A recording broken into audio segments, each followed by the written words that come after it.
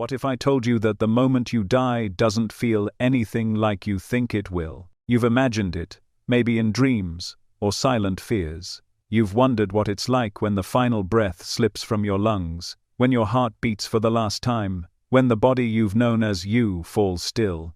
But here's the truth that most never hear until it's too late. The moment of death is not an explosion, it's a soft release. Not chaos, but stillness. Not darkness, but awareness. You've been taught to fear this moment, to brace against it as though it's the end of everything. But what if I told you? It's the beginning. For most souls, almost 90%, it doesn't happen in a flash of thunder or drama. There's no crash, no cold plunge into oblivion. Instead, there is a pause. A sacred pause, so subtle you might miss it. One breath in, and then no breath out. And yet, you are still there, present, aware. Suspended between two worlds, like standing on the threshold of a vast doorway that's been hidden in plain sight all your life. You look down and see your body lying there, maybe in a bed, maybe on a floor, maybe in the arms of someone who loved you. But for the first few moments, you don't realize that the body isn't you. It looks like you.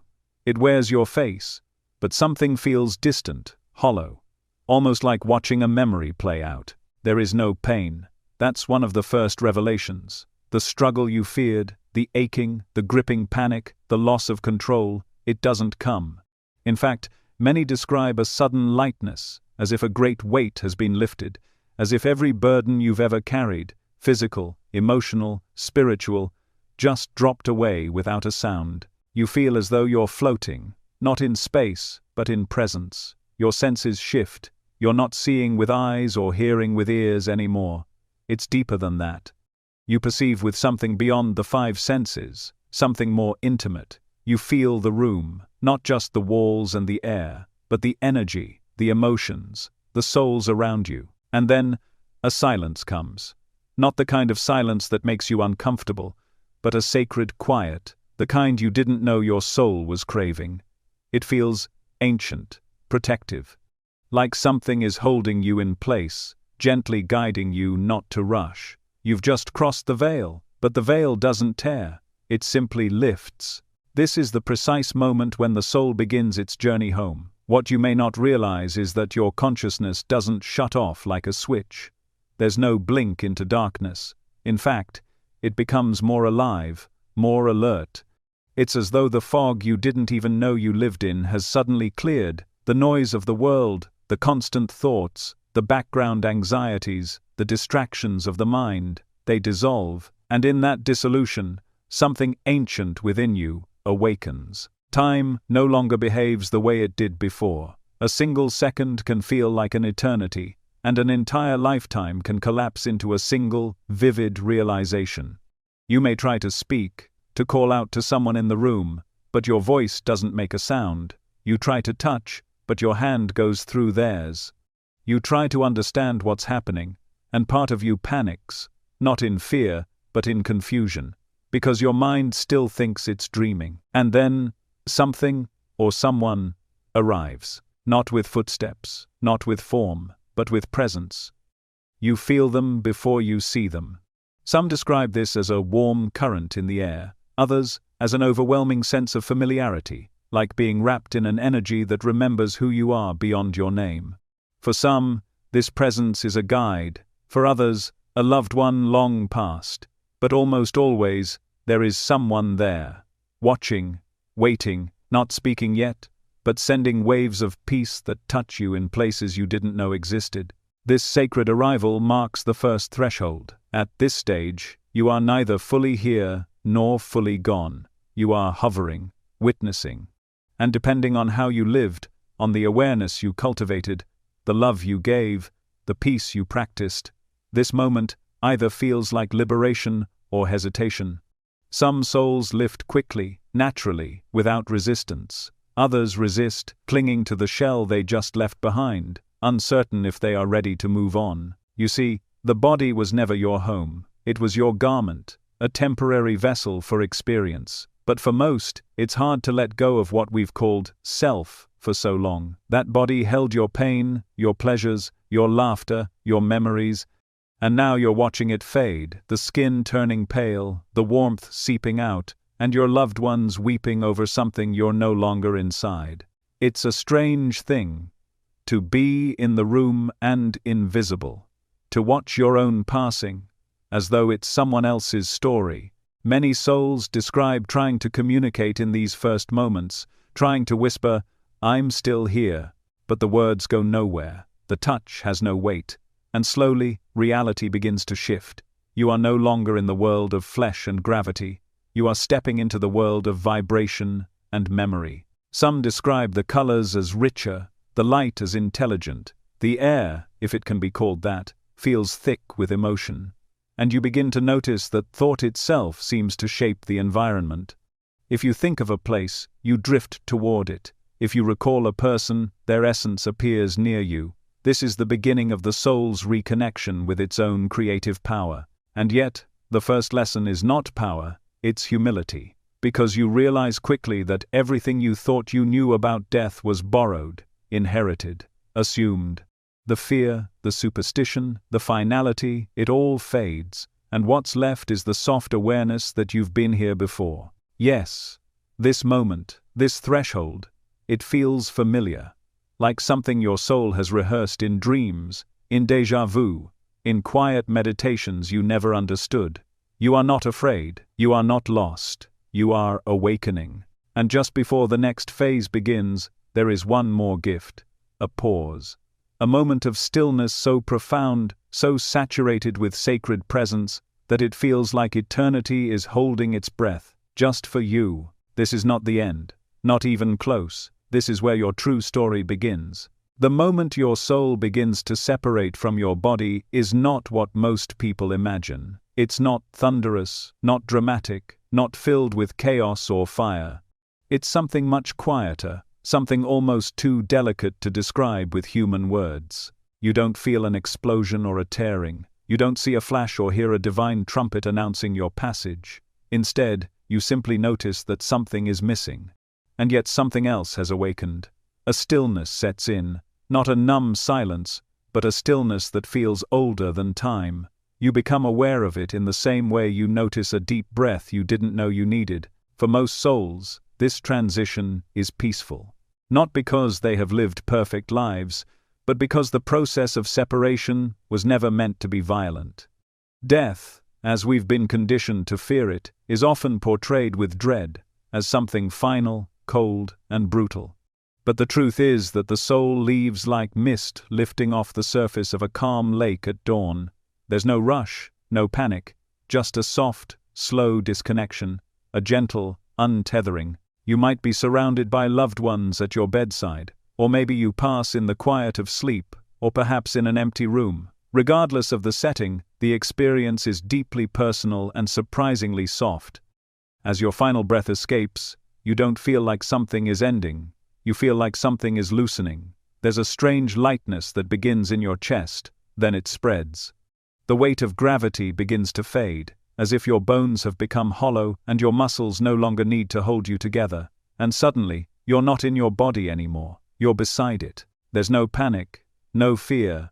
Most souls don't even realize it has happened at first. It's like waking up in a dream within a dream. You look at your body, and something about it feels distant, familiar, but no longer necessary. The body looks peaceful, maybe even beautiful. And yet, what surprises you most is that you feel more alive than ever. Your senses are heightened, but in new ways. You don't see with eyes or hear with ears. It's as if you are perceiving reality with your entire being. The silence is what catches you next. Not the absence of sound, but the presence of something so still, so unmoving, that you can finally hear your own soul. It's a kind of quiet that the living rarely experience, not because it's rare, but because it's drowned out by the noise of the world. In this space, between worlds, that noise fades. And in its place is a vibration, a hum that isn't quite sound, yet resonates through every part of what you now are. Then comes the floating, not like floating in water, not weightless in the physical sense. It's more like the rules of physics no longer apply. You're not being pulled down. You're not being held up. You simply are. and with this freedom, you begin to explore. Some souls find themselves gently drifting above their lifeless body. Others find themselves drawn toward a soft light that seems to pulse with familiarity. There's no rush, no command, just invitation. You may try to speak, you may try to reach for a hand or call out a name, but what leaves your being is not a sound, it's a vibration, a frequency. And while those still bound by their physical senses cannot hear it, you begin to feel that you are being heard, not by those in the room, but by something unseen, something ancient, something comforting. A presence that doesn't announce itself, but makes itself known simply by being near. Many souls describe this presence as loving beyond measure. There are no words exchanged, and yet everything is understood. You are not judged, you are not measured, you are held. Not with arms, but with resonance. And within this resonance is recognition, not of your earthly name, or your title, or your mistakes, but of your essence. This presence knows you. Not as the version of you shaped by time and experience, but as the soul you've always been beneath the roles and fears. There's a moment, for many, when they want to go back, not out of fear, but out of unfinished love. The desire to say one last word, to make one last call, to whisper something they never got to say, and in some cases, they are allowed to linger for a short while, to watch their loved ones, to see the way their absence ripples through the lives of those still in the physical realm. It's not painful, but it is sobering. You see the truth of how you lived, what you gave, what you withheld. But even as this unfolds, the detachment continues. You feel yourself being gently pulled, not by force, but by alignment, like a compass needle moving toward magnetic north. Something inside you recognizes where you're meant to go next, even if you don't consciously know what it is. There is no resistance unless you create it. There is no fear unless you bring it with you. But for most souls, this moment is surprisingly void of fear. There is too much peace for fear to survive. The body, now left behind, begins to fade in importance. You might glance back once more, not with grief, but with gratitude. It carried you, it housed you. It gave you a chance to learn, to feel, to love, to suffer, and to awaken. You may whisper a silent thank you to it. And then, you turn inward, or perhaps upward, not toward a direction in space, but toward a vibration, a frequency that now calls you closer.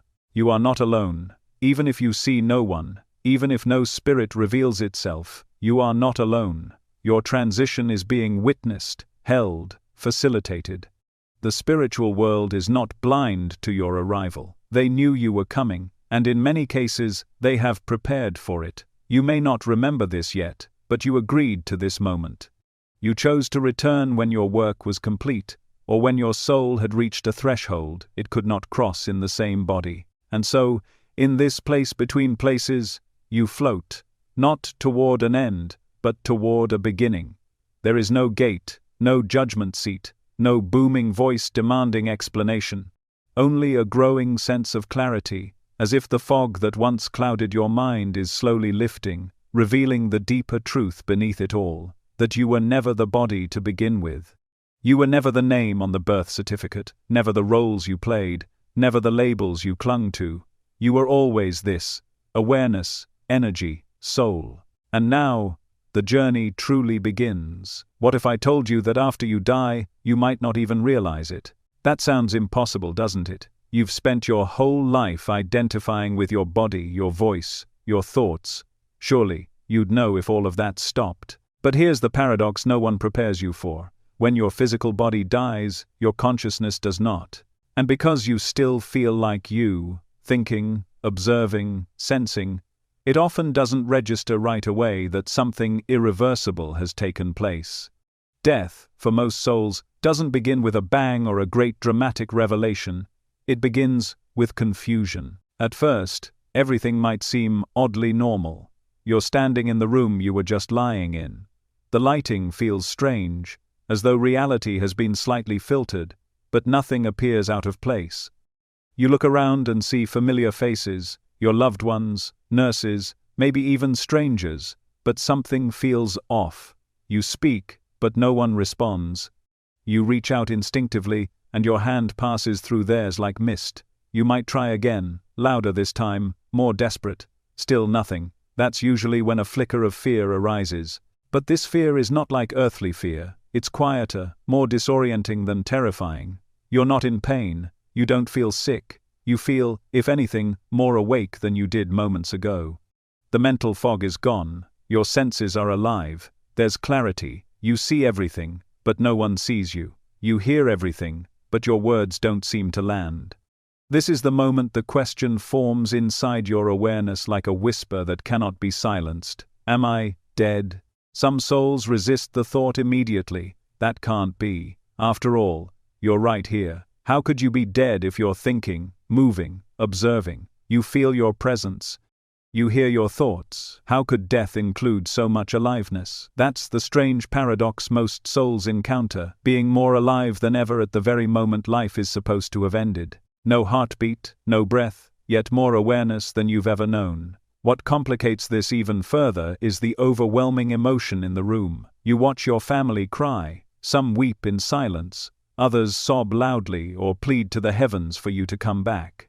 And you try to console them, try to say, "It's okay, I'm right here," but your voice makes no sound, your hand has no weight.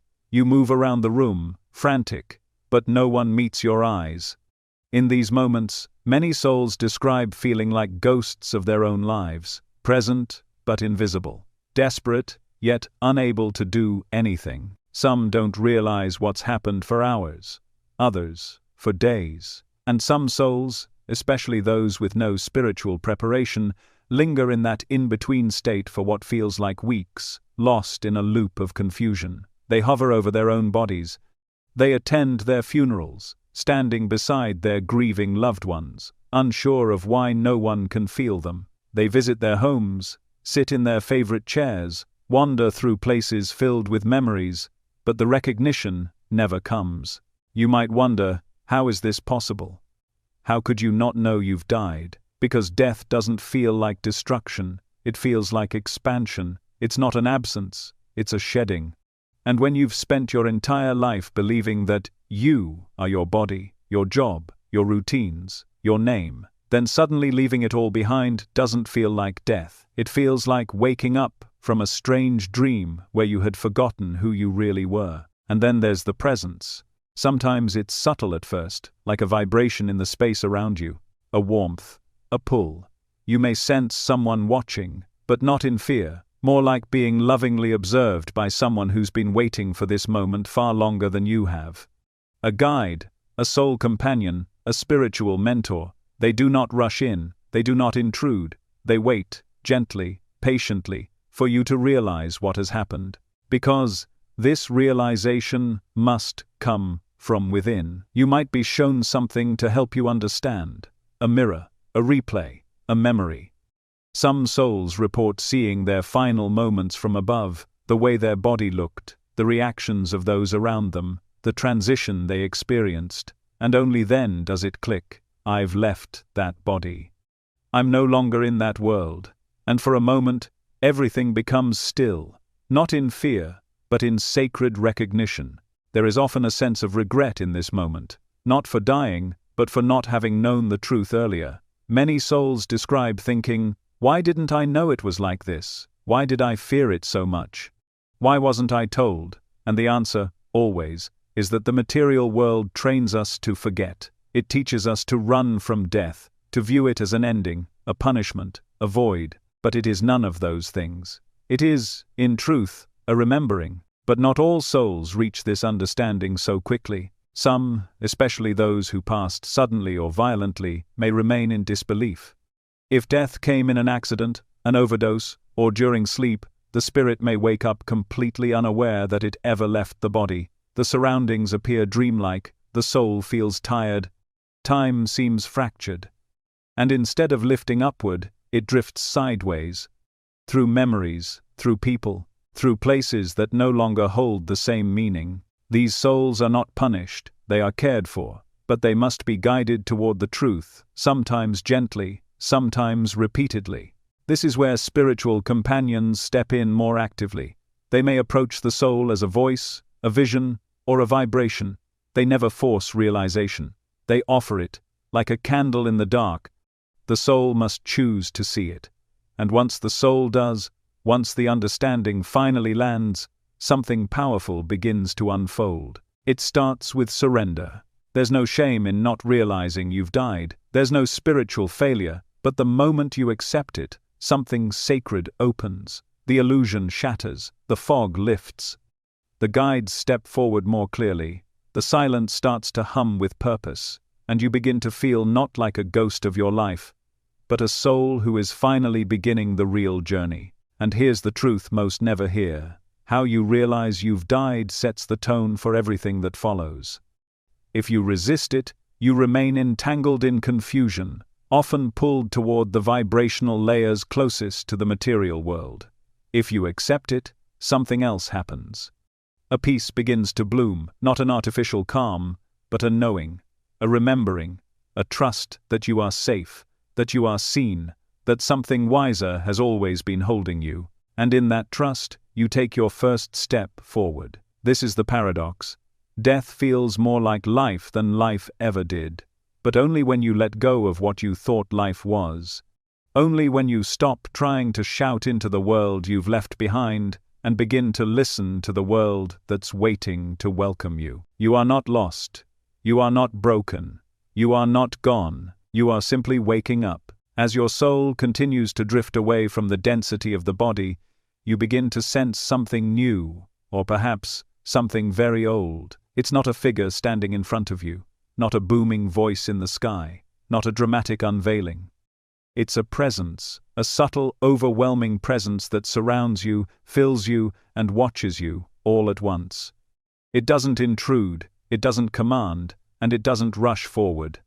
Instead, it waits, patient, gentle, timeless. This is the presence that meets most souls after their transition from the physical world. And the first thing you'll notice about it is not what it says, but what it feels like. There are no introductions, no angelic choirs or theatrical welcomes, just a stillness so deep, so intelligent, so kind, that it becomes unmistakable. You might not know who or what it is in that moment, but something in you remembers it. It's not recognition of a name or a face, it's soul recognition. A kind of knowing that transcends memory. A deep inner certainty that this presence has been with you long before your first breath, and will remain long after your final one. You don't hear it speak, at least not in the way you're used to. Its language is not words, but energy, not instruction, but vibration. What it communicates is not carried by sound, but by resonance.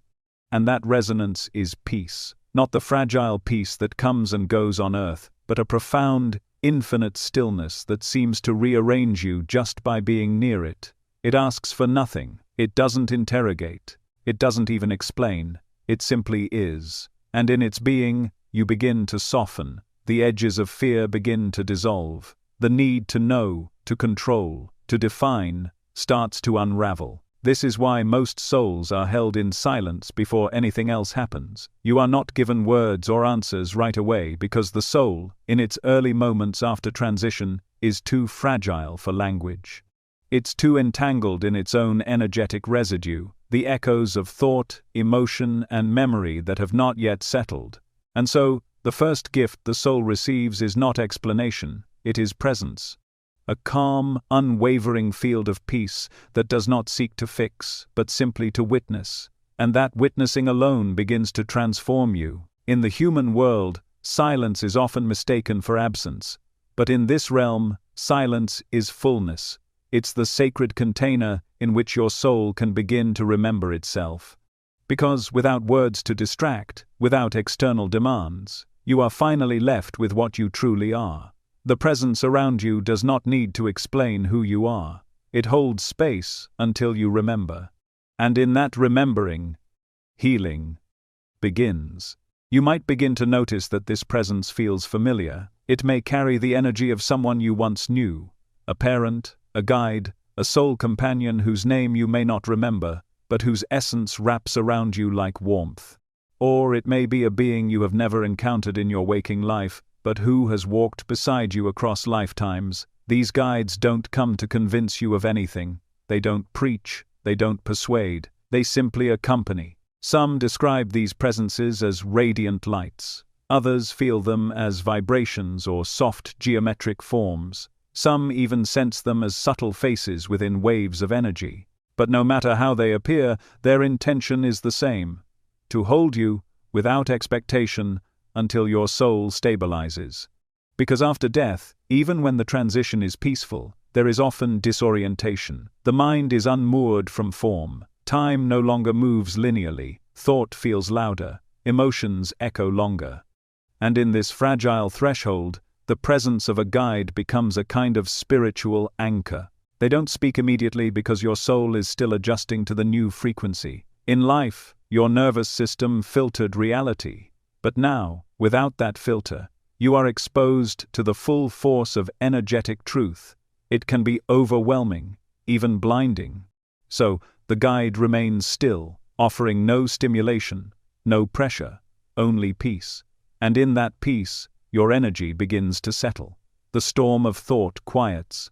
The emotional residue of your life begins to lift, like fog at sunrise. Only then, only when your soul begins to stabilize, can the guide begin to communicate in a form you can comprehend. But even then, they do not lecture. They do not teach in the way humans understand teaching. Instead, they emanate frequencies: love, wisdom, compassion, and sometimes even a playful sense of humor. You don't learn from them with your mind, you absorb them with your being. Their vibration begins to tune yours, gently, like one tuning fork aligning another. And as this alignment deepens, you begin to see more clearly, not with eyes, but with inner perception. You begin to understand things not by deduction, but by resonance. Truth becomes something you feel in your bones, if you still had them. What surprises most souls is that there is no sense of hierarchy. These guides, even when they radiate immense spiritual authority, do not present themselves as superior. They don't demand reverence. They don't even draw attention to their light. They exist in service, not dominance. And that is how you recognize them, not by how powerful they are, but by how gently they carry that power. Their greatest strength is their stillness. Their wisdom is not in what they know, but in how deeply they can listen. Some souls experience more than one presence. Sometimes a small group appears, not crowded or overwhelming, but precise. Each one holding a slightly different vibration: healing, clarity, forgiveness, remembrance. Together, they create a field of sacred support. Each presence holds a piece of your soul's memory, and being near them awakens what you had forgotten about yourself. There are cases where a loved one appears first, not always the person you were closest to in your earthly life, but often the one who held the deepest spiritual bond with you. It may be a grandmother, a sibling, or even a child who passed before you. Their presence, too, is silent at first, but the love they carry transcends every earthly word. And in that love, you begin to let go of fear, let go of guilt, let go of the illusion that you were ever alone. This silence is not empty, it is sacred. It is the field in which your true nature is remembered. Because if a soul were to be bombarded with words, explanations, or tasks too soon, the fragile veil of transition could shatter. The journey is delicate. The awareness must unfold naturally, and so the guides wait. They don't rush your awakening, they trust your timing, because the soul, when held in divine presence, always remembers. Eventually, when the time is right, your guide may begin to communicate, not in speech, but in understanding. You'll begin to receive impressions, images, memories, not just from the life you just lived, but from lives long past. You may feel an understanding emerge of why you chose the life you just left, what lessons were mastered, what wounds remain, and what comes next. But all of this comes gently. Nothing is pushed, nothing is forced. You may cry, not from sadness, but from relief. The presence before you does not ask you to prove anything. It does not judge. It does not demand explanations. It simply welcomes you home.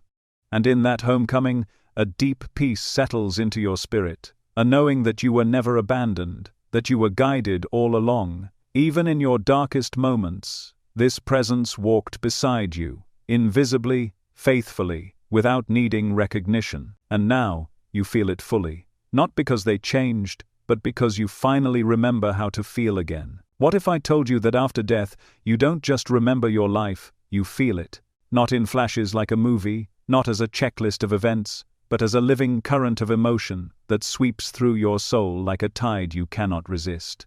The life review does not play out on a screen or in front of an audience, it happens within you, in your deepest awareness, in a silence so profound that even a whisper of memory feels like thunder. And it doesn't come all at once, it begins softly, like a breeze that gradually becomes a storm. For many souls, this moment begins just after the realization has settled in, the knowing that they've died. There's a pause, a sacred stillness, and then it begins. Not with your greatest achievement or most public failure, not with the moments the world celebrated, but with the ones your soul remembers. Moments you had long forgotten while alive, moments of kindness, cruelty, hesitation, courage, moments when love could have been offered but wasn't, moments when fear was chosen over truth. These are not memories as we understand them on earth, they are energetic imprints, vibrational echoes that ripple through the soul, each one carrying the full emotional signature of the choice you made. And you don't just see what you did, you feel how it impacted others. You remember the time you said something cruel in anger, but you also feel how it landed in the heart of the one who received it. You remember ignoring the stranger who was crying in public, and now you feel the depth of their loneliness, their silent prayer for connection. You remember the small kindnesses too, holding someone's hand when they were afraid, listening without judgment, giving when you had little to spare. And in those moments, you feel the expansion that happened within them because of your love. The review is not a punishment. There is no jury, no divine judge, no thunderous voice pointing out your sins. The only presence in that space is you, and the light of the source that surrounds you in unconditional compassion. That light does not condemn, it reveals. It reflects you back to yourself, not as a body, not as a personality, but as a soul, navigating the school of life. And here lies the most profound truth of all. The smallest acts matter more than you ever imagined. It was never about the degrees, the money, the titles, or the admiration. In this space, all of that dissolves like mist in the morning sun. What remains are the energies you created through your intentions, your actions, your silence, your choices. Did you give love where you could? Did you extend grace when it was difficult? Did you forgive when it wasn't deserved? Did you live in alignment with truth, or hide behind fear, convenience, or pride? The life review doesn't humiliate, it illuminates. You may relive a scene where you were completely justified in your anger, but now, you see the pain behind the other person's actions. You see their wounds, their childhood, their confusion. And suddenly, that moment looks different. Not because your memory is faulty, but because your perspective is now whole. And what's even more astonishing, this review isn't linear. It doesn't start at birth and march chronologically toward death. It unfolds like a web, interconnected moments that spiral outward based on emotion, resonance, and significance. One act of kindness might lead you to 10 more moments that were influenced by that single decision. One moment of betrayal might reveal how a single word spoken in shadow created years of suffering in someone else's life. And you are not shown this to shame you, you are shown this because this is how creation works. This is how energy moves. And now, finally free of the body, you can witness the ripple effects of your own consciousness. Some souls weep during this part of the transition, not from guilt, but from awe.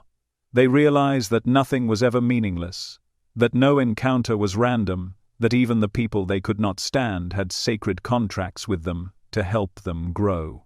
You begin to see the invisible threads of synchronicity that ran through your life. How the stranger you helped ended up helping someone else.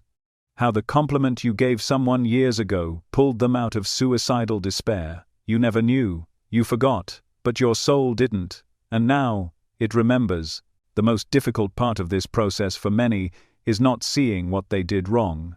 It's realizing how often they held back their love, the words they didn't say, the hugs they didn't give, the apologies never spoken, the dreams postponed by fear, the talents buried under doubt. These are the echoes that sting the most, not because they're sins, but because they were missed chances to expand, to connect, to be the soul they truly were.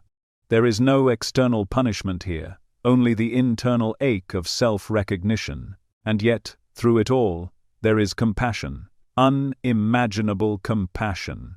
A light that holds you through every revelation, a presence that whispers, "Now you see, and now you can grow." Because this review is not about punishment or reward, it's about awareness, it's about evolution. And that awareness becomes the soil for your next path. Whether that means service in spiritual realms, preparation for reincarnation, or deeper integration into the eternal flow of divine intelligence. Many souls describe this stage as a merging of memory and meaning. Where once there was chaos, now there is clarity. Where there was shame, now there is understanding.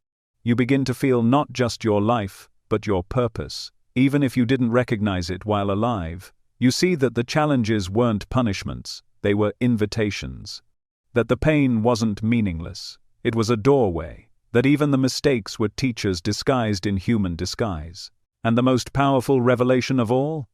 You were never alone. Even in your darkest moments, there were presences beside you, guides, ancestors, mentors of light, holding space, whispering encouragements you couldn't hear.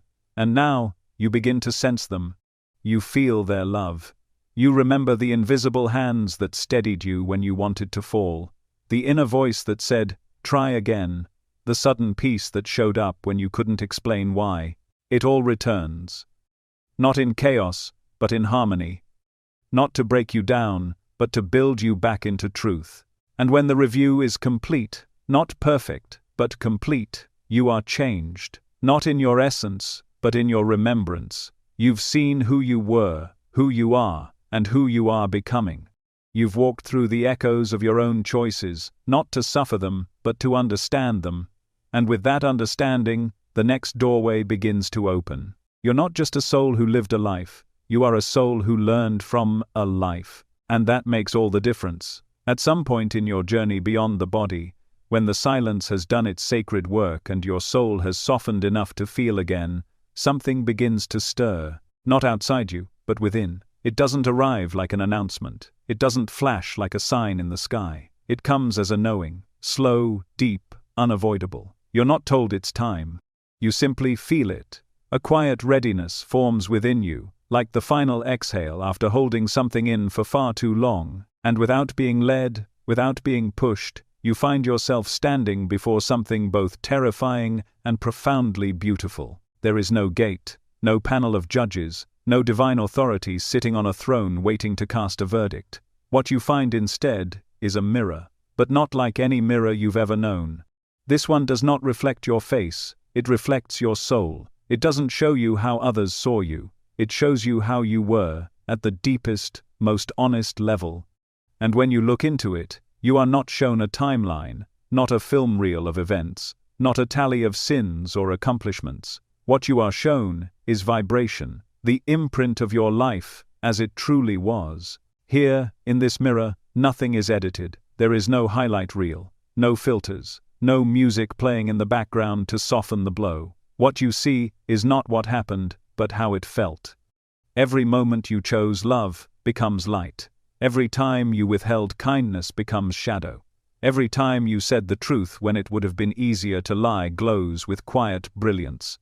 And every time you silenced your soul to maintain appearances leaves a small dimness in the field. There is no voice saying, "Look at what you did." The mirror does not accuse, it does not praise, it simply reveals. And in that revelation is the purest form of truth. You're not being punished, you are being shown. The ego does not stand with you here. It has nothing to defend itself with. The excuses you once told yourself melt into nothing. Because this mirror doesn't respond to words, it responds to essence. You see the intention behind your choices. You feel what your energy carried into each interaction, what your presence gave or withheld, what your silence meant, what your laughter offered. It can be overwhelming. For many souls, this is the moment when they begin to weep, not from fear, but from recognition. You are not being blamed for your flaws. You are simply remembering the impact you had, the way your anger felt in a room, the way your kindness changed someone's day, the way your apathy shaped someone's belief in themselves. And what hurts most is not that you failed. What hurts most is that you forgot your power. Some souls linger in front of this mirror longer than others, not because they're being detained, but because their spirit needs time to understand. You may feel the weight of things left unsaid, apologies that died on your tongue, acts of compassion you withheld out of pride. But even as these feelings rise, you are not held in shame. The mirror never turns cold. It never says, "Look what you've ruined." It says only, "This is what you created." And you'll also see beauty. Deep, unexpected beauty. You'll remember the small gestures you thought were insignificant, the quiet ways you showed up for someone, the word you spoke that someone carried with them for years. You'll feel the warmth of every time you chose empathy when it would have been easier to judge. You'll see how even the tiniest light you gave rippled far beyond what you ever knew. There is no score, no ranking, no spiritual report card being handed to you. The mirror doesn't care about perfection, it only reflects honesty, and that honesty is what liberates you. Because, as you see yourself, truly see yourself, something begins to unlock. Forgiveness becomes possible, not from an outside source, but from within. You begin to understand why you acted the way you did. You see the fear beneath the anger, the pain beneath the detachment, the longing behind the control. You realize you weren't evil. You were hurt. You were disconnected. You were scared. And in that seeing, compassion is born. Some souls resist this part. They look away from the mirror. They try to deny what it reveals. But denial has no power here. The mirror doesn't argue. It doesn't force. It simply waits. Because it knows, sooner or later, every soul turns to face itself. That is the sacred law of growth, not punishment, but evolution.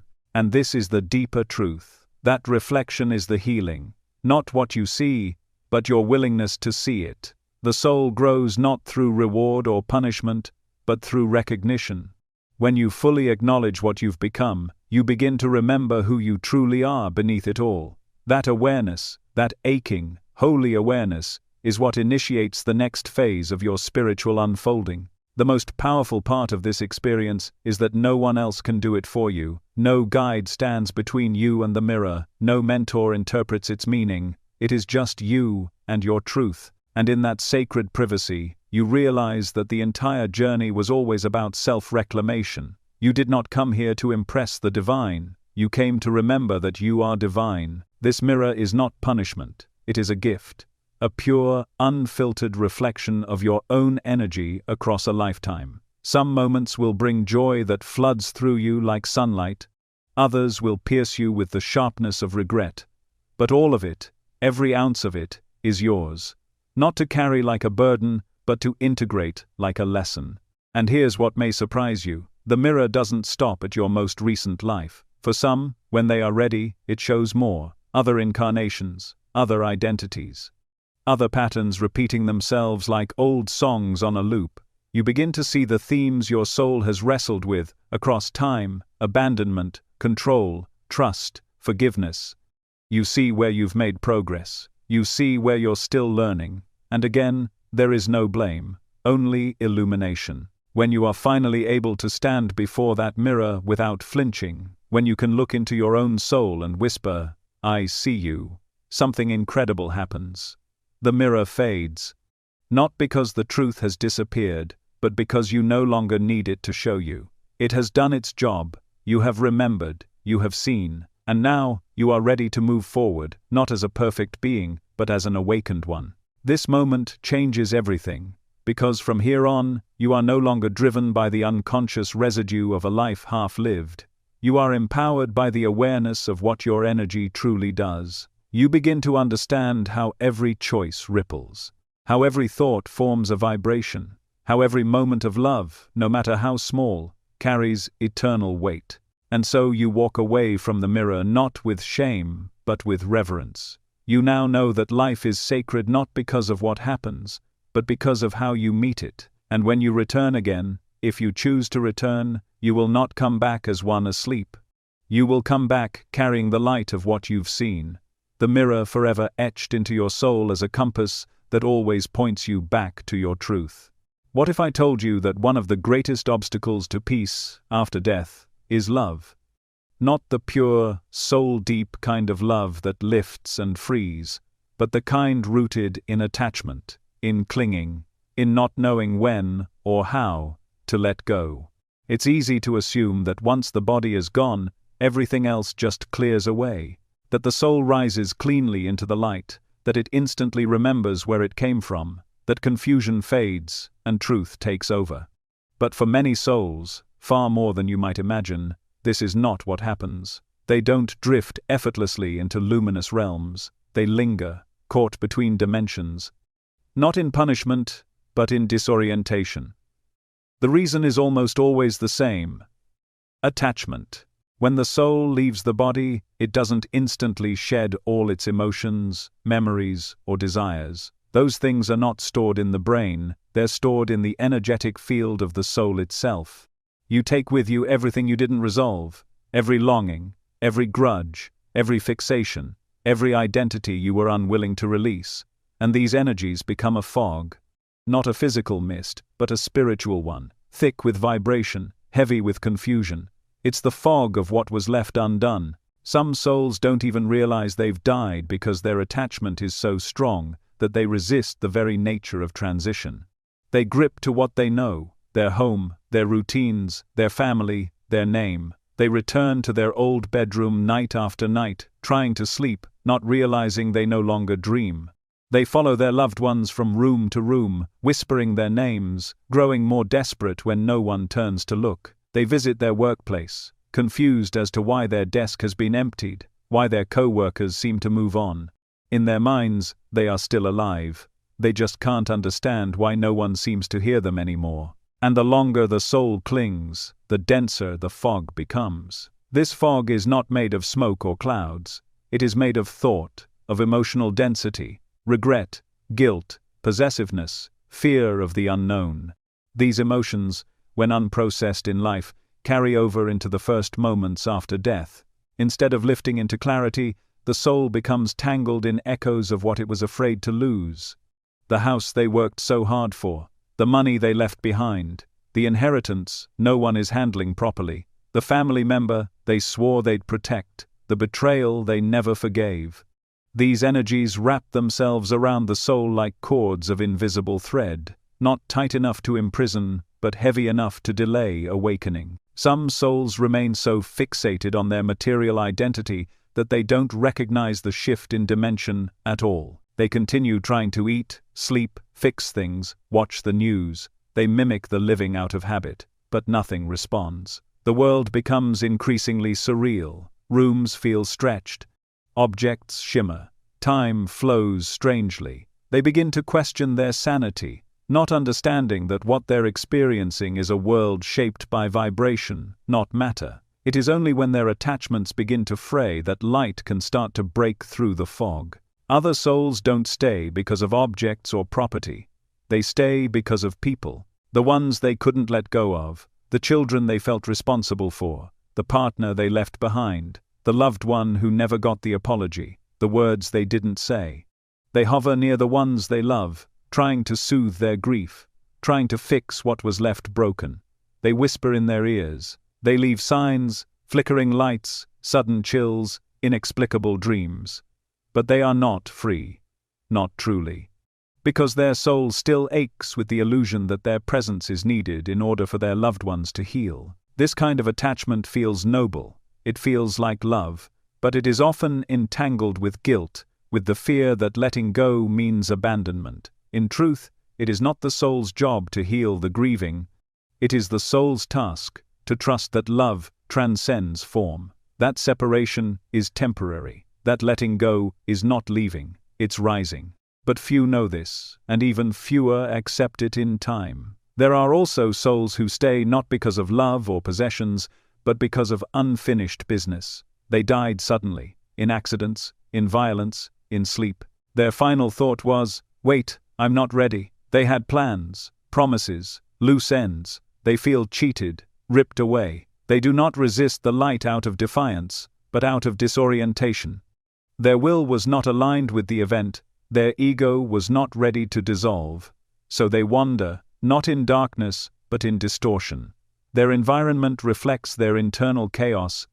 What they see and feel is not fixed reality, but a projection of the emotional landscape they carried from life. A man who clung to wealth may find himself in an endless loop of business transactions, trying to access accounts that no longer exist. A woman who held on to resentment may find herself walking through the same argument, hearing the same insults in her mind, unable to find resolution. A soul that died with guilt might replay a moment again and again, hoping for a different outcome. But the spiritual realm does not obey repetition. It responds to release. This is why the presence of spiritual guides is so essential. These luminous beings do not force, do not punish. They wait. They remain close, unseen, but deeply felt, offering gentle impressions, subtle messages, nudges toward surrender. Sometimes it's a sudden moment of stillness in the soul's fog, a memory of peace, a feeling of love, a distant voice saying, "It's time." Sometimes it comes through the prayers of the living, a daughter lighting a candle, a grandson remembering their name, a partner forgiving them in silence. These offerings pierce the fog like beams of light, giving the soul something to hold on to, something to trust. There are entire teams in the spirit realm whose sole purpose is to assist these wandering souls, not to drag them upward, but to remind them of who they truly are, to help them remember that they are not their regrets, not their house, not their job title, not the story that ended too soon. These guides offer peace, not explanation, energy, not answers. And when the soul finally surrenders, when they whisper within themselves, "I'm ready," the fog begins to dissolve. And what comes next is not a courtroom or a punishment, but a clearing, a space in which the soul can begin to see, not just what happened in life, but who they are beneath it all. The clarity is not always immediate. Healing takes time, even for souls. But now, instead of drifting in confusion, they move with intention. Instead of echoing their attachments, they begin to explore their essence. They are welcomed into healing centers, recovery spheres, places of rest and restoration designed not by dogma, but by the intelligence of love. But even before that, even now, in the world of the living, this truth can change everything. You don't have to wait to die to begin letting go of what does not serve your soul. Letting go of the illusion that your identity is your house, your name, your title. Letting go of the bitterness that you've carried for years. Letting go of the need to control what happens after you're gone, because freedom in the afterlife begins with awareness in this life. And one day, when your final breath leaves quietly, when your soul begins to lift, you will not be tangled in confusion, you will not hover in fog. You will rise gently, with peace in your chest, knowing that you left nothing unsaid, no love withheld, no part of yourself clinging to illusions. You will rise. Light as a whisper, clear as a bell, and free. For many souls, the moment of death is peaceful, a soft departure, a gentle unfolding, but peace is not the same as clarity. And for around 90% of souls, those who passed without spiritual preparation or conscious understanding, their journey does not continue upward into luminous realms right away. Instead, they awaken into a space between spaces, a place that feels both real and dreamlike, familiar and foreign. This is not heaven, it is not hell.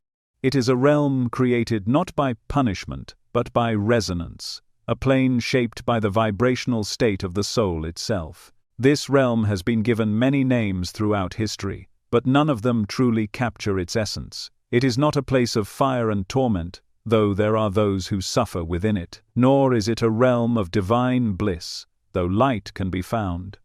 It is transitional, a vibrational reflection of all the thoughts, emotions, attachments, and fears the soul carried at the moment of departure.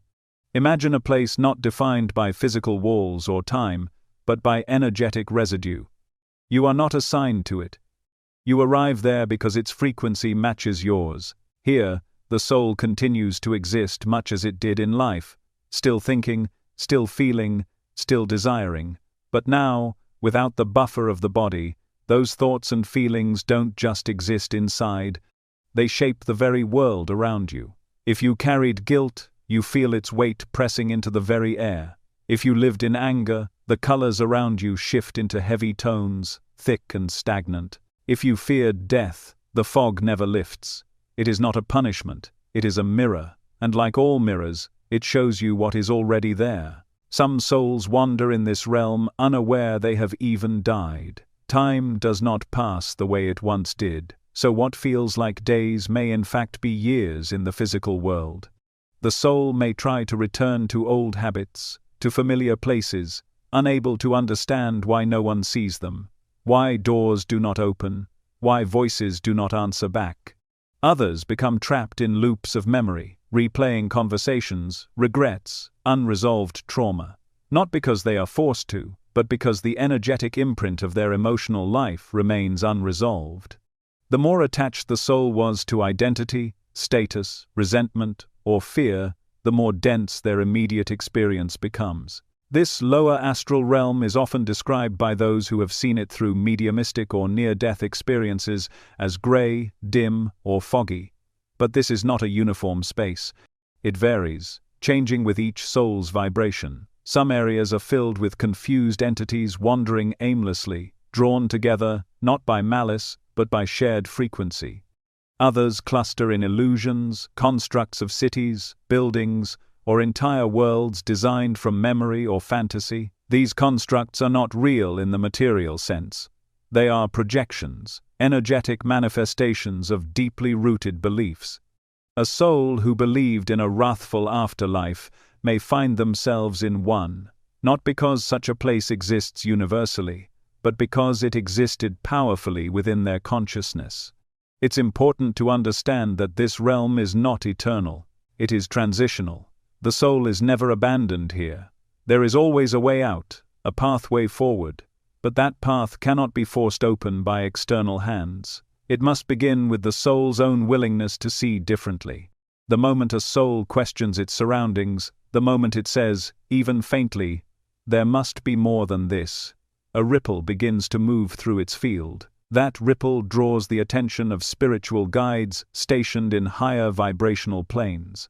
These guides, filled with compassion, do not interfere without invitation, not because they are cruel, but because the soul's sovereignty must be honored, awakening must be chosen. There are teams of luminous beings who monitor these regions, not as rescuers storming a battlefield, but as silent observers holding space. They watch for shifts, a single prayer from the heart, a sincere moment of regret, a longing for light, and when they feel it, they move. Often unseen at first, they approach not with fanfare, but with stillness.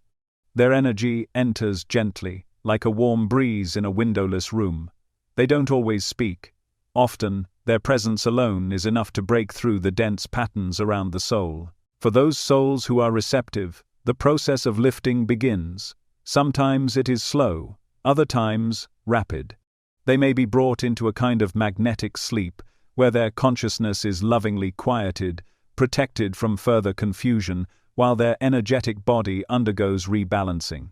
Upon awakening, many find themselves in a healing center, a spiritual hospital of sorts, located within a higher vibrational colony just beyond the lower realms. These are not buildings as you know them. They are energetic constructs, deeply intelligent, and designed for the care and reintegration of the soul. But not all souls awaken easily. Some resist. They cling to identity, to anger, to the illusion that they are still alive in the physical world. They fear letting go, believing that surrender means erasure. These souls may remain in the lower astral plane longer, but even here, light penetrates. The light is not always blinding. Often, it arrives as memory, a flash of a loved one, a scent, a sudden, unexplainable peace. These moments are not accidents, they are spiritual interventions, gentle touches of grace designed to break through the echo chamber of the soul's own creation. There are also souls in this realm who become attached to the living, Drawn by unfinished emotions, they linger near family, homes, objects, or even places of trauma, not out of malice, but out of confusion or longing.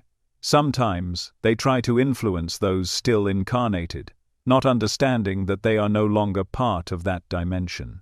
In rare cases, if the emotional connection is strong, this can lead to a form of spiritual obsession, a draining tether between the disincarnate and the living. This is why spiritual boundaries, prayers, and compassionate detachment are so important for those still in the physical realm. Yet, despite its density, the lower astral realm is not without purpose. It teaches, it reflects, it humbles. It creates the conditions necessary for the soul to confront what was left undone, not through judgment, but through resonance. And once the soul understands that it is not trapped, that it is the creator of its experience, something profound begins to shift. The fog begins to lift, the emotional patterns lose their grip, and the light becomes not just something longed for, but something remembered. For the soul, this realization is monumental. It means that nothing was ever being done to them. Everything was a reflection, every shape, every shadow, every silence. And once they own this truth, the entire landscape around them begins to change. The realm itself does not hold them, it never did. It only matched their vibration. And when the vibration changes, so too does the realm. Those who emerge from this transition often carry a wisdom they never had before, a reverence for consciousness, a deepened humility. They understand the power of thought, the reality of intention, the sacredness of free will. And as they are lifted into higher spiritual colonies, where learning and restoration continue, they do so with a quiet, steady light that was forged not in ease, but in truth. The lower astral realms are not a sentence, they are not an exile, they are an echo, a sacred echo of the self. And within that echo is always the seed of awakening. No soul is forgotten, no soul is lost, and no darkness is ever beyond the reach of light. What if I told you that not all souls rise immediately after death? That for many, there is no immediate ascent into light or reunion with divine presence, but instead, a long, silent wandering through dense realms shaped entirely by their own unresolved emotions? There exists a dimension, not of punishment, but of resonance, a place where frequency attracts frequency, and thought becomes form. It's not a realm assigned by any higher being, it is constructed entirely by the internal state of the soul that enters it. In spiritual literature, this realm is often referred to as the umbil, a vibrational field where disoriented souls dwell when they leave the physical world, still carrying the heavy luggage of guilt, regret, resentment, and denial. These aren't tortured souls in the classical sense. They are not being tormented by demons or flames. They are, instead, surrounded by the energy they never released while alive. The umbil is not somewhere you are sent, it is somewhere you align with. It feels foggy, weighted, dim, not in light, but in clarity. It is saturated with unfinished emotion, raw and magnetic. And in this realm, thought is not just internal, it becomes the very fabric of what the soul sees, feels, and lives. If a soul died bitter, it may find itself in an environment filled with echoes of conflict. If it died with deep self-loathing, it may walk through landscapes of isolation, or see its own distorted image mirrored endlessly around it. But perhaps the most haunting quality of the umbili is this: the soul believes it is alone. Mediumistic accounts from around the world have described these regions with remarkable consistency. In one account, a woman described finding herself in a vast grey field that stretched infinitely in all directions. There were no walls, no sky, only a kind of dull mist that hung in the air. She called out, but no one responded. She walked for what felt like days, though time doesn't behave the same way here, until she collapsed in despair. What surrounded her wasn't punishment. It was the manifestation of her own belief that she was unworthy of love. It was only when she began to pray, not with words, but with feeling, that a thread of light appeared in the distance. And even then, it took what she called a deep internal surrender before she could move toward it. Another account tells of a man who clung to his anger even after death. He had been betrayed in life and never forgave. He passed suddenly, with those emotions still blazing in his spirit. He found himself in a city-like place, filled with noise and restless figures. Everyone seemed to be shouting, pacing, arguing. The buildings looked distorted, structures without symmetry or logic. Everything was always slightly shaking, as if built on unstable ground. He wandered, trying to find someone who could explain what had happened, but every face he met reflected his own bitterness back at him. Eventually, he sat down on a broken step and wept, not for what had happened to him, but for how long he had carried it. And in that moment of grief turned awareness, something shifted. The noise softened, a figure of peace appeared, not to rescue him, but to remind him of a choice, to hold on, or to let go. In the umbil, reality is a mirror, but it is not the kind of mirror you find in your bathroom. It doesn't show your face, it shows your essence. It reflects every belief you've held about yourself and the world. If you believed you were unlovable, you walk through unloving places. If you believed life was suffering, you are surrounded by echoes of sorrow. The structures, the sounds, the sensations, all emerge from the soul's own thought patterns. And this is not unique to one culture or religion. Similar depictions appear in the writings of mystics, mediums, and near-death experiencers across every continent. This realm is not permanent. That's one of the most important truths that rarely gets shared. There is no such thing as eternal condemnation. The soul is never abandoned. It is always being observed, not judged, but watched with deep compassion by higher beings, mentors, guardians, and guides, waiting for the moment when the soul signals that it is ready to remember who it truly is. Sometimes this takes what feels like years. Sometimes it happens in a single moment of clarity. But always, the door to rise is open. And yet, not every soul is ready to walk through it. Some resist help. Some become so enmeshed in the identity they carried in life that they refuse to believe anything beyond it exists. One man described, through a spiritual communication, that he spent decades after his death wandering the house he built with his own hands. He saw new families move in. He tried to make himself known, slamming doors, moving objects, creating chills in the air, not to harm, but to be remembered, to be felt. It was only when he saw a child in that house pray for the soul who once lived there that he paused. Something opened in him, a thread of humility, and that thread became the path that eventually led him out. There are souls who build entire illusions in the umbil, cities made of thought, recreations of old homes, versions of their own funerals, playing on repeat. These aren't hallucinations, they are projections, shaped by emotion. In these places, the soul is not being manipulated by anything external. It is simply living inside its own vibration, until that vibration changes. And how does that change occur? It begins with awareness, a sudden moment of lucidity in which the soul realizes, this is not who I am, this is not the end, there must be more. That single thought, like a flare in the dark, shifts the frequency just enough for help to reach them. A presence appears, a familiar scent fills the air, a name is whispered in the wind, the soul feels something it had forgotten, love. It's in that moment that many are lifted, not dragged, not forced, but invited. They are not judged for having been in the umbil. They are welcomed, held, restored. They are brought to spiritual hospitals or centers of healing, where they rest in magnetic fields of peace, receive guidance, and begin to understand what happened. Their time in the dense realm is not erased, it is integrated. It becomes part of their soul's learning. So why does this matter to you, here and now, still in your body, still breathing? Because the frequency you carry in life doesn't vanish when you die. It becomes the foundation of what you step into. If you live with resentment, unresolved guilt, bitterness, or hatred, you are practicing the vibration of the umbil. But if you cultivate forgiveness, compassion, humility, and gratitude, you are preparing your soul to rise more swiftly when the time comes. And here's the secret no one teaches in school. Your thoughts are already shaping your spiritual environment.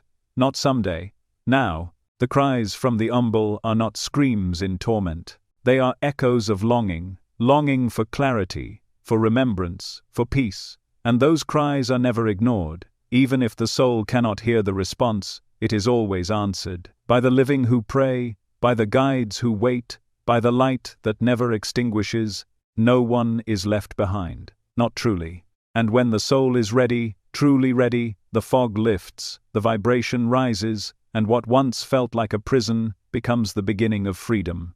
You carry that key now. In your awareness, in your intention, in your choice to clear what can be cleared while you're still alive. Let that be the gift you give your future self. Not perfection, but peace. Not control, but surrender. Not a life without mistakes, but a soul, unafraid to rise. There is something most people don't realize until long after the body is gone, something so simple, so overlooked, that it almost feels like a secret hidden in plain sight. It's this. Your thoughts still reach them. Your love still touches them. And your prayers, those whispered words sent out into the void of grief, longing or hope, are not lost. They do not vanish. They do not fall on deaf ears. One single sincere prayer from the living can become a lifeline to a soul adrift in shadow. And not just a metaphorical one, an actual beam of energy, piercing the veil, cutting through layers of density, awakening something in the spirit that no other force could reach. When a soul is caught in confusion after death, dwelling in the fog of unresolved emotions or beliefs, it can feel cut off from everything. It drifts through the lower astral like someone moving through a dream they cannot quite control. Thought becomes reality in those realms. The soul is surrounded by the echoes of its own vibration. But something remarkable happens when someone they loved, someone still in a physical body, turns their heart toward them in genuine prayer. That prayer does not move through words alone. It moves through frequency. It becomes a stream of light that extends from one realm into another. It doesn't need to be eloquent. It doesn't need to follow any doctrine or be spoken in a sacred temple. A single thought charged with love and sincerity is more powerful than entire rituals devoid of heart. You could be standing in your kitchen, lying in your bed, walking down the street. The moment you close your eyes and speak to them with intention, something is set in motion. That prayer forms a bridge. And on the other side, the soul, however lost or stagnant, feels something shift. They may not know what it is at first. It might come as a sudden warmth, a lifting of the fog, a brief moment of clarity. But it is enough. Sometimes, that glimmer is all it takes to begin the turning of the soul back toward the light. Your intention is what carries the charge. If you say their name, if you send love, if you even think, "I hope you're at peace," it matters. It doesn't matter whether they died last week or decades ago. Time doesn't flow the same way beyond the physical. A prayer spoken now can ripple backwards or forwards across the dimensions. It becomes an energetic offering, one the soul can feel, absorb, and be transformed by. In the spiritual realms, especially in the transitional zones like the lower astral, there are moments when a soul is open but still afraid, when they've begun to question their surroundings but feel unworthy to rise. These are the moments when a single prayer can arrive like a hand reaching into darkness.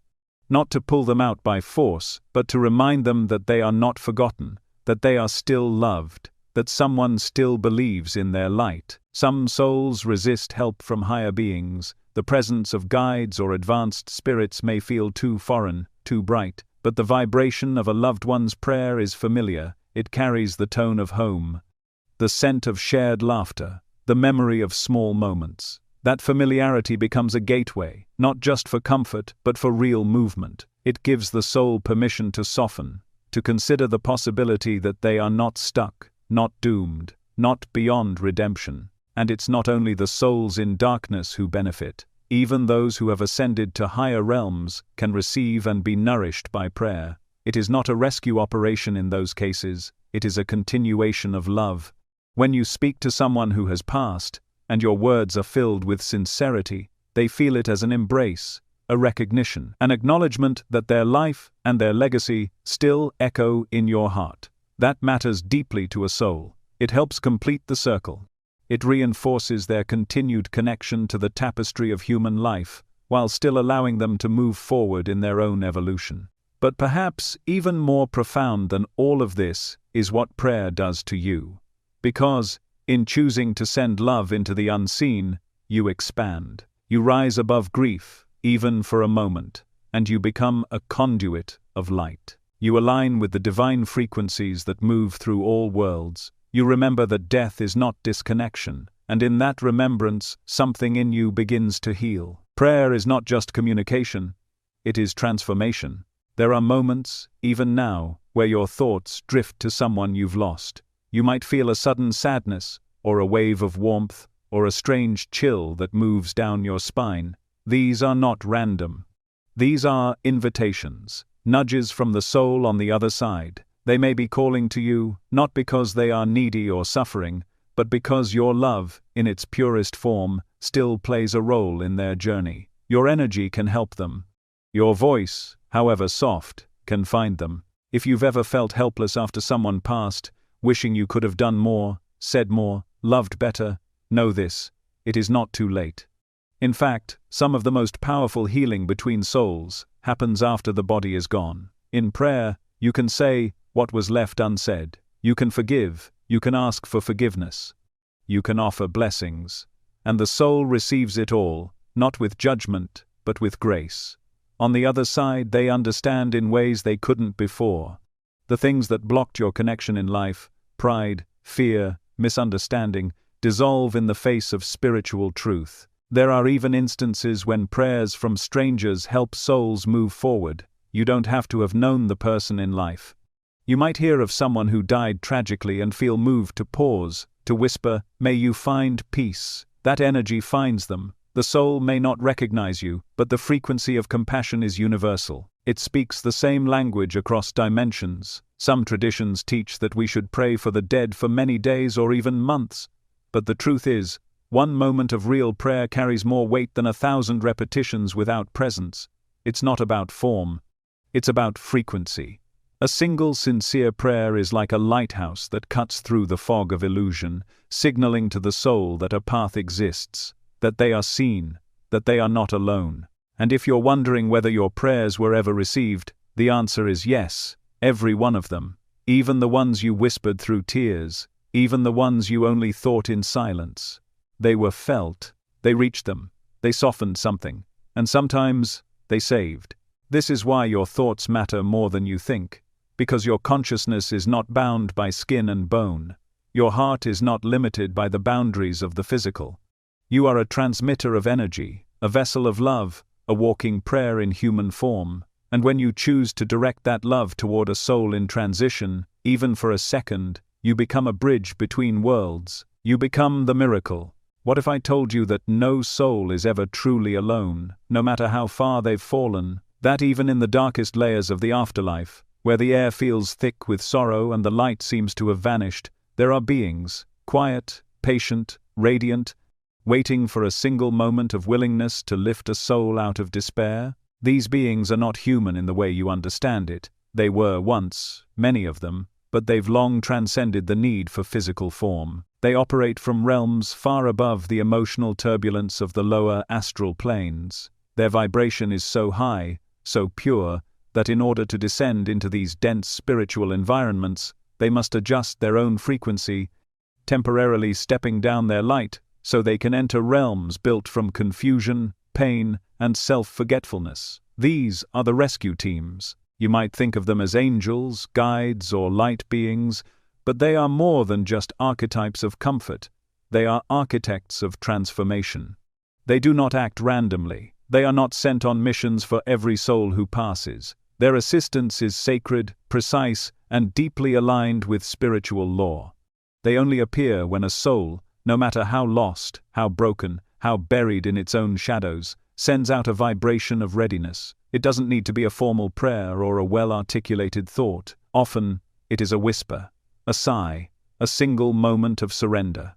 A flicker of remembrance that says, "I don't want this anymore." That tiny spark, however faint, sends a pulse upward through the energetic layers of the spiritual universe, and that's all it takes. Because the moment a soul wants to rise, help is already on its way. The descent of these rescue teams is a phenomenon that transcends imagination. They don't fly in with wings or blast through realms like some kind of divine cavalry. Their arrival is subtle, like a change in the air, a softening in the energy around a tormented soul. In some cases, the soul doesn't even realize help has come. The fog of guilt or confusion is so thick that the presence of a guide is simply felt as warmth or a vague sense of comfort. But as that presence deepens, something extraordinary begins to happen. The environment around the soul starts to respond. In the lower astral realms, where everything is shaped by thought and emotion, the presence of a high vibrational being begins to dissolve the illusion. The jagged scenery, the darkness, the replaying of trauma, all begin to lose their grip. The soul might look around and realize the atmosphere isn't as heavy. The sound of screaming or the echo of regret fades into silence, and in that silence, the soul becomes aware of something new, light, not blinding or invasive, but gentle, like dawn peeking through a window that had long been sealed. This is the moment the soul is given a choice. The guides never force, they never command. Their power lies in invitation. They emanate remembrance, not of punishment or morality, but of identity. They radiate the frequency of truth, that the soul was never broken, never unworthy, never forsaken, that all of the pain was temporary. That healing is not only possible but inevitable. If the soul is willing, the soul may not respond immediately. It may recoil, doubtful, afraid, but the guides do not leave, they wait. Sometimes for what feels like lifetimes. Their patience is infinite, because they know what the soul has forgotten. Time is an illusion, and love cannot be rushed. In some cases, a soul resists not because it doesn't want help, but because it feels unworthy of it. It believes it has fallen too far, done too much, caused too much harm. These souls often struggle to receive light because they mistake it for judgment. But the guides are masters of gentle communication. They speak not in words, but in vibration, and that vibration says, over and over again, "You are loved, you are seen, you are remembered." And eventually, the soul begins to respond, not with words, but with willingness. That willingness acts like a key. The moment the soul leans into the invitation, just slightly, the rescue begins in full, not as an abduction, not as an escape, but as a rising. The guide does not carry the soul upward like a passenger. Instead, the guide lifts the soul by expanding its own field of light and merging with the soul's vibration. As the soul absorbs that frequency, its own vibration begins to rise. The fog starts to clear, the density thins, the illusions fade. What was once a prison becomes a passageway. The journey out of the lower astral is not always instant. For some souls, it's gradual. They are escorted to spiritual recovery centers, realms specifically designed to help them rest, heal, and relearn. There, they are greeted not with interrogation, but with understanding. They are offered silence when they need it, companionship when they're ready, and knowledge when they begin to ask. These centers are run by more beings of light, many of whom were once souls who themselves were rescued.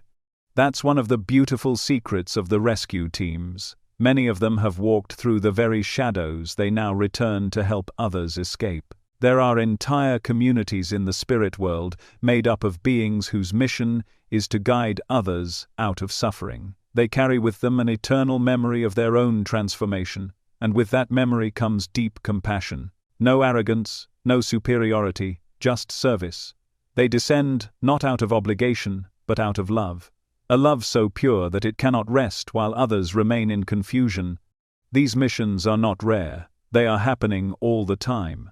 Right now, as you read this, someone who thought they were forgotten is being shown a path home. And this is not just happening in the world beyond. Sometimes these rescue teams reach through the veil into the physical world. They whisper guidance into the ears of grieving family members, urging them to light a candle, say a prayer, or send forgiveness.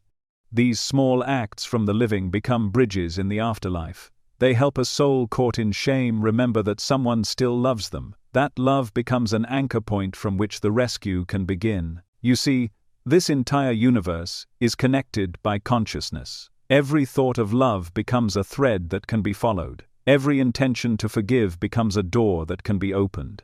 You may never meet the souls you've helped in this life, but know this: every act of compassion you offer ripples across dimensions. Every time you choose understanding over judgment, you are creating conditions for a soul, maybe even your future self, to be rescued more easily. No one is ever beyond reach, but rescue is never forced. It can only happen when the soul whispers yes, even if that whisper is barely audible, even if it's buried under lifetimes of pain. That yes is heard, that yes is honored, that yes begins the rising.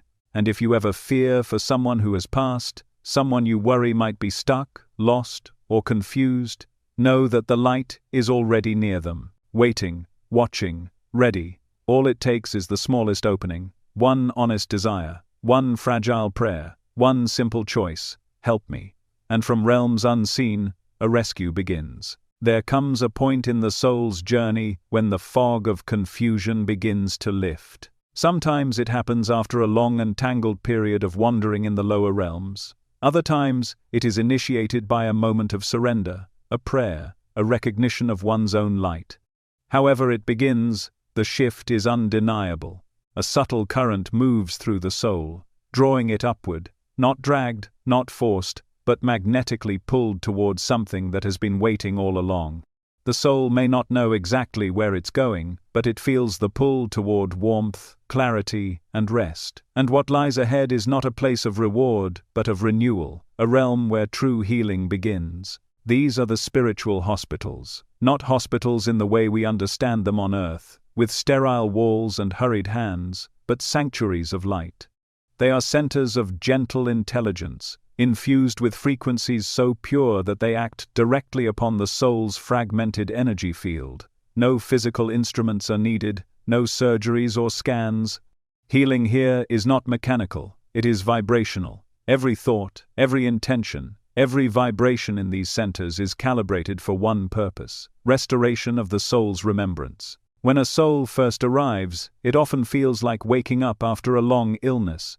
There's relief, but also disorientation. The memories of its recent life, and even of the realms it passed through just before, begin to swirl and dissolve.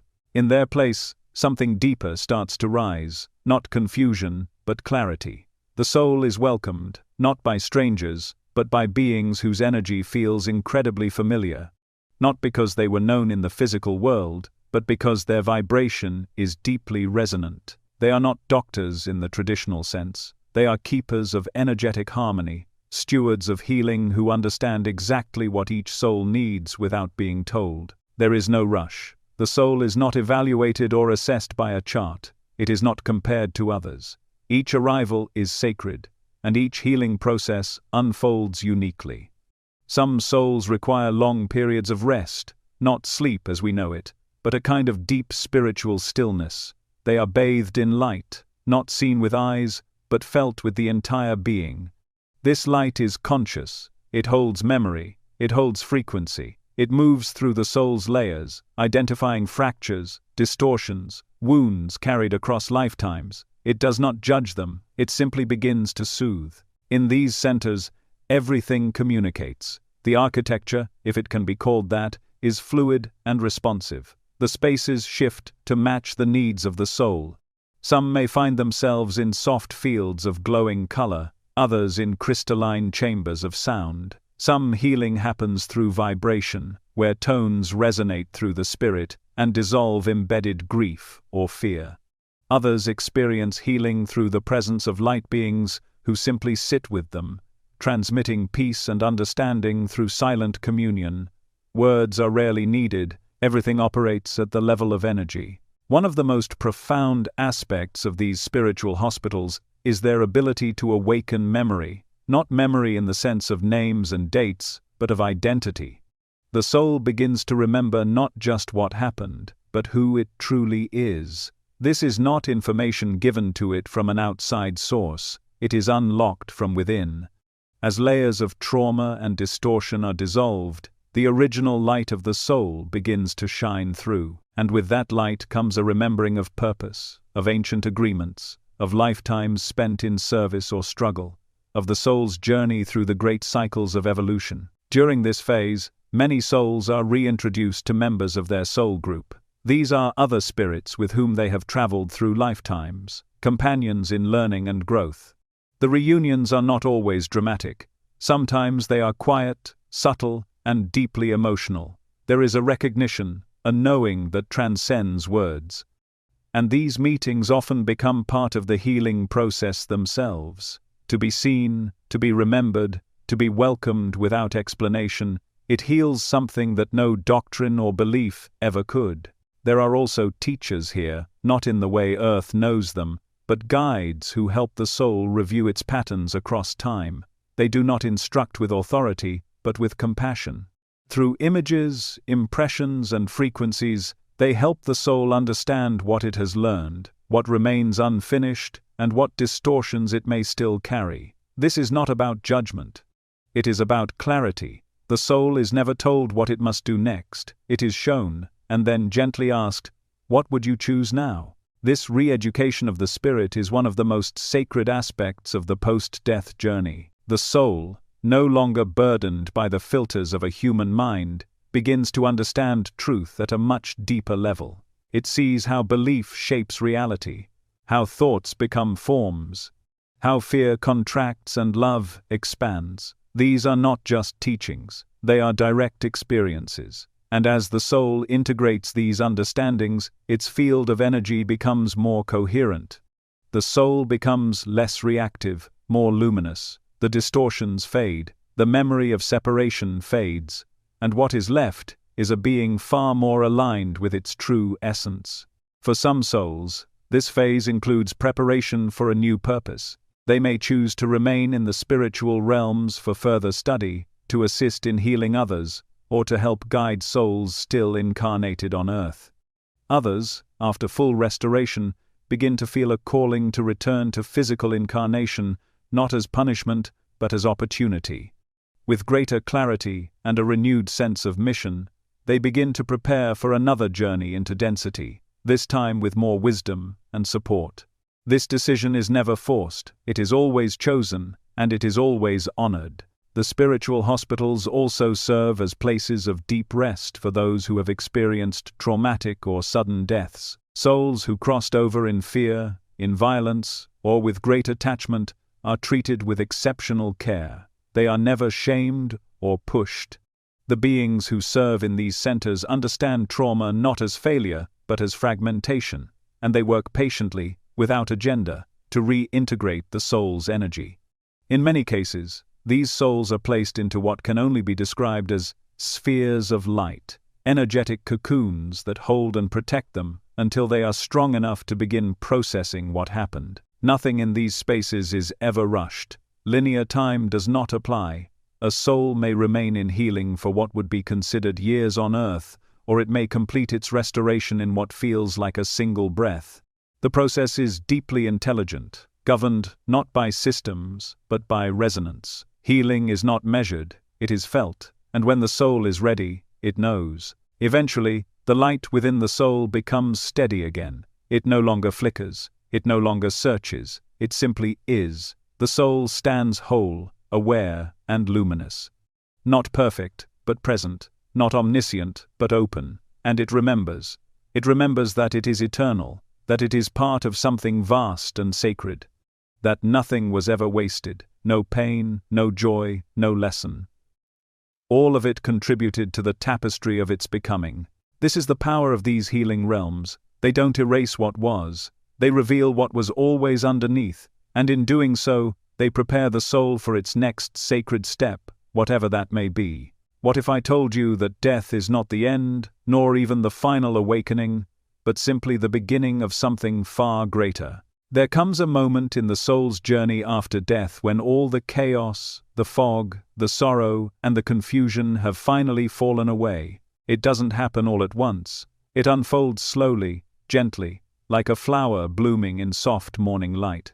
And when it happens, there is no question, no doubt, no fear, just a deep and unmistakable knowing. You have awakened fully, not halfway, not glimpsing the truth through a veil, but fully, completely. You are no longer a fragment of who you were in the physical world. You are your whole self again, and what you remember in that moment changes everything. At first, there is only stillness, not the kind of stillness that feels like absence, but the kind that hums with presence. You feel vast, but not empty, light, but not lost. There is no weight on your chest, no tightness in your mind, no ache in your heart.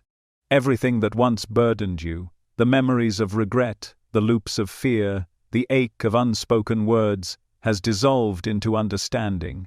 You remember it all, but none of it wounds you anymore. The pain has been transformed into wisdom, the confusion into clarity, the guilt into grace. And then, like sunlight breaking through after a long storm, memory returns. Not just the memory of your last lifetime, that's only one page in the book. What returns is the memory of your total being, lifetimes, lessons, loves across centuries, the vast web of souls you've incarnated with again and again, your soul group, your origins, the essence of who you are beyond any name you ever carried. You remember that you chose to come to Earth. You remember why. You remember the agreements, the promises, the purposes that guided your incarnation. And you don't judge how it went, you understand it. You see the beauty in what you thought were failures. You feel the divine intelligence in your most difficult moments. And for the first time, it all makes sense.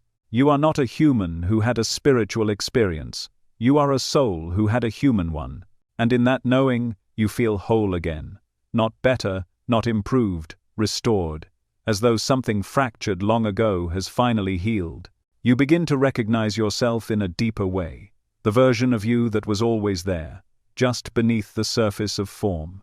The self that was never touched by trauma, never altered by time. This self is steady, calm, vast. It doesn't seek validation, it radiates. It doesn't chase answers, it remembers. You begin to walk, not with legs, but with intention, through realms that respond not to action, but to awareness. Realms where energy shapes environment, where thought is a tool of creation, where time is not measured in hours, but in vibrations. And then, once you've reoriented to this awakened state, something else begins to stir. A question, not one imposed upon you, but one that rises from within. A sacred inquiry that every fully awakened soul must face. What comes next? This is not a forced decision. There is no pressure. You can rest for as long as you need. You can stay in realms of light, absorb love, merge with music that doesn't need to be heard to be felt. But sooner or later, every soul, once it is whole again, feels the call. Because within wholeness lives a desire to expand. Within remembering lives the desire to serve, to grow, to give back. And so, 3 pathways begin to appear before you, not as choices on a menu, but as energetic invitations. Not better or worse, just different. The first is service, to assist other souls still in the lower planes, to return, not to Earth, but to the levels where confusion still lingers. Some souls become guides. Some work in recovery realms, helping those recently transitioned. Others join the rescue missions, descending into dense fields to awaken the willing. These roles are not for reward, they are born from love, from the soul's deep desire to offer light where it once walked in shadow. If you choose this path, you are trained. Not in the way of textbooks, but in energy. You learn to navigate thought-formed realities. You learn to communicate in ways that transcend language. You learn how to hold space for those who still believe they are lost. The second path is study, not because the soul is unworthy, but because it is ready to deepen. These are the souls who yearn to understand the mysteries of creation, who want to explore the architecture of the universe, the dynamics of energy, the laws of karma and frequency. In these higher realms, learning is not passive, it is immersive. You enter halls of knowledge that shift form based on your readiness. You don't read truth, you absorb it. You don't memorize, you become. These souls often return later as teachers, as spiritual architects, who help shape the evolution of planets, species, and timelines. And then there is the third path, return, reincarnation. It is not a punishment, it is a sacred choice. A soul may choose to return to Earth or another realm entirely, not because it must, but because it desires to experience something new, or to complete a pattern, or to assist a soul family member in their growth. The reasons are many, and always rooted in love. Before returning, the soul enters a council, not of judges, but of guides. Beings who understand your path, who have witnessed your lifetimes, who assist you in designing the next chapter. You review options, not just what body, what family, or what culture, but what themes you want to explore, what lessons you feel drawn to, what wounds you feel ready to transmute. Some souls return quickly, others take what we would call centuries. Time means nothing here. The only measure is readiness, the only guide is truth. And some choose not to return at all, at least not for a very long time. They may remain in higher realms, continuing their evolution there, creating, guiding, healing. Not every soul is drawn back to the density of form, but many are, not out of compulsion, but out of purpose. And this is what so few understand. Full awakening is not a finish line. It is a turning point, a homecoming that leads to a new departure, a remembrance that reveals a deeper calling. Because consciousness is always expanding, love is always evolving, and the soul, your soul, is not static. It is alive, curious, creative, eternal. So when you awaken fully, you are not simply at peace, you are empowered. You do not wait for orders, you choose. You do not seek rescue, you become the one who offers it. You are no longer the dreamer trapped in illusion. You are the awakened dreamer who can now shape worlds. And as you prepare to step into what's next, there is no fear, only clarity, only grace, because you know now, nothing was ever lost. Not the pain, not the joy, not the truth of who you are. It was always there, waiting, watching, and now, finally, fully, it is you. There is a truth that lives quietly beneath the surface of your life. It's not hidden in books or locked away in temples. It speaks in dreams, in the hush between your thoughts, in the quiet ache you sometimes feel when you're alone and looking up at the stars. It's the truth that you are more than this body, more than your name, your story, your memories. It's the truth that you are not moving toward an end, but unfolding within a greater journey, a sacred continuum that neither begins with birth nor ends with death. And to remember this now, while you're still breathing, changes everything. Most people spend their lives running from death. Not always directly. Sometimes it's in the way they chase distractions, the way they attach themselves to achievements, to possessions, to relationships that are not aligned with their soul. It shows in the way they avoid silence, afraid of what might rise in the stillness. It shows in the way they resist aging, resist letting go, resist the soft voice within that says, "There's more." But if you truly knew, if you remembered, that death is not an ending but a doorway, would you still cling so tightly to what does not nourish you? To live with the awareness of your soul's immortality does not make you careless. It makes you careful in a different way. You begin to care less about what the world thinks, and more about what your energy feels like when you're alone. You begin to notice where your thoughts rest when you're not distracted. You begin to ask new questions. Am I living from fear or from truth? Am I creating from alignment or from obligation? What will my soul carry forward from this life? What vibration? What lessons? What love? When you remember the continuation of your existence, you stop seeing life as a race. There's nothing to win. There's nothing to prove. You are not here to gather trophies. You are here to gather understanding. Every relationship, every loss, every moment of joy and pain becomes part of a larger unfolding. You begin to soften toward yourself. You begin to forgive others, not because they deserve it, but because you understand that holding on to pain only chains you to the past. And you know, deeply, that unresolved energy does not vanish. It travels with the soul until it is transmuted. This changes how you love. Love becomes less about need and more about expansion. You stop gripping people out of fear of being alone. You stop trying to control how others love you. You realize that every soul you meet is playing a role in your awakening, and that sometimes love shows up as pain, as mirrors, as endings. But none of it is wasted. Every interaction leaves an imprint. Every moment of presence becomes part of the light you carry forward. It also changes how you let go. Death no longer becomes the enemy. It becomes the horizon. When someone leaves the physical world, you still grieve, but your grief is no longer soaked in despair. You understand that they have not vanished, they have transitioned, their journey continues. And in quiet moments, if you attune your heart, you can feel them, sometimes in dreams, sometimes in memory, sometimes in the warmth that surrounds you, for no reason at all. Your love is still a bridge.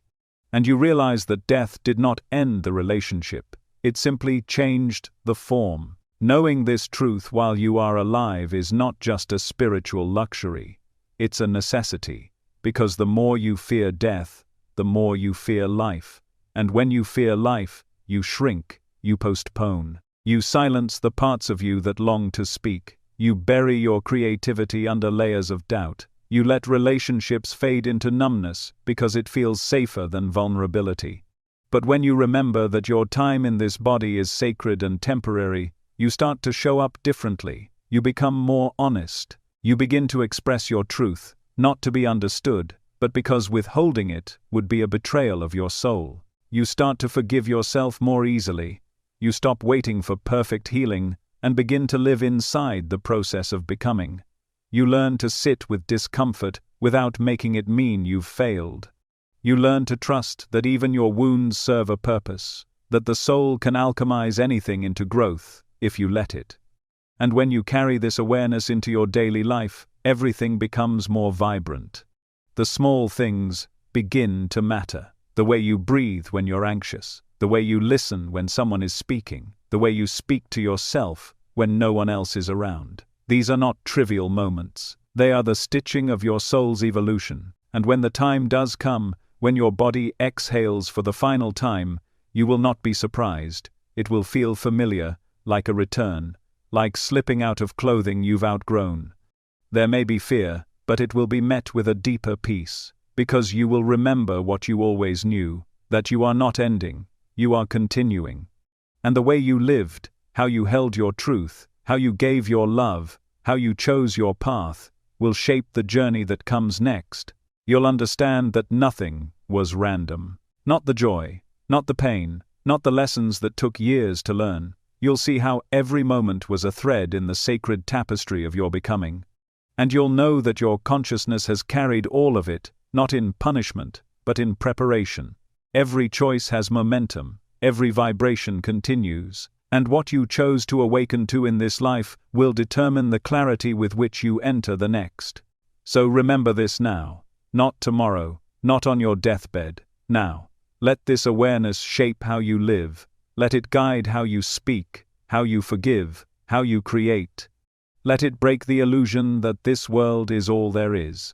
Let it show you that the true purpose of life is not comfort, but growth, not safety, but truth. And let that truth liberate you, not from death, but from the fear of it. Because once the fear of death dissolves, the fear of living goes with it. And what remains is a soul awake. A soul unafraid to feel deeply, to speak boldly, to walk gently. A soul that knows, this is not the end, it never was. You are eternal. You are evolving, and the way you live today echoes through forever.